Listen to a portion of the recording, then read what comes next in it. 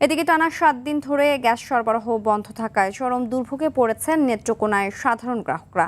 ব্যাহত হচ্ছে বাসাবাড়ি, হোটেল, রেস্তোরাঁ ও বিভিন্ন ব্যবসা প্রতিষ্ঠানে রান্নাবান্না ও দৈনন্দিন কার্যক্রম। একই সঙ্গে গ্যাসের অভাবে সিএনজি চালিত অটোরিকশা, অ্যাম্বুলেন্স সহ বিভিন্ন যানবাহন চলাচলেও বিঘ্ন ঘটছে। নেত্রকোনা প্রতিনিধি এম মোখলেসুর রহমান খানের রিপোর্ট, জানাচ্ছেন আবরার মাহি। AKS অর্জন করল গিনেস ওয়ার্ল্ড রেকর্ডস। AKS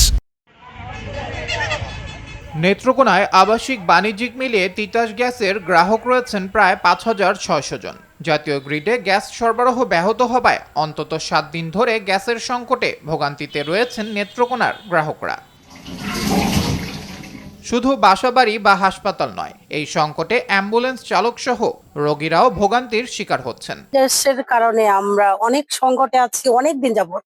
তো এই হিসাবে গত কিছুদিন যাবত খুব বেশি সংকটে পড়েছে। এরকম চা থেকে শুরু করে বাচ্চাদের খাবার, সকলের পরিবারের সবার জন্য খাবার তৈরি করা, গ্যাসটাই আগে লাগে। সেই জায়গা থেকে এই যে গ্যাস নাই, সেজন্য আমাদের অনেক ধরনের ভোগান্তি হচ্ছে। এদিকে গ্যাস সরবরাহ বন্ধ থাকায় জেলার সিএনজি ফিলিং স্টেশনটি কার্যক্রম বন্ধ রাখতে বাধ্য হয়েছে। এতে একদিকে যেমন যানবাহন চালকেরা বিপাকে পড়েছেন, অন্যদিকে আর্থিক ক্ষতির মুখে পড়েছেন স্টেশন মালিকরাও। প্রতিদিন বন্ধ থাকার কারণে এই আপনার খরচ তো যেটা হওয়ার হইতেই আছে, কিন্তু সেল তো একটা কারণ নাই।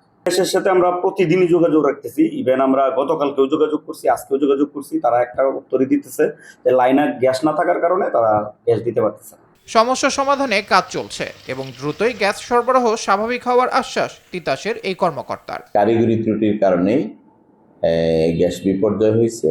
তো এটা সরকারের পক্ষ থেকে যথেষ্ট চেষ্টা করা হচ্ছে। আশা করি 2-1 দিনের ভিতরেই গ্যাসের সরবরাহ স্বাভাবিক হয়ে যাবে।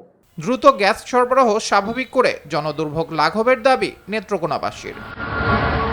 আবরার মাহি, RTV।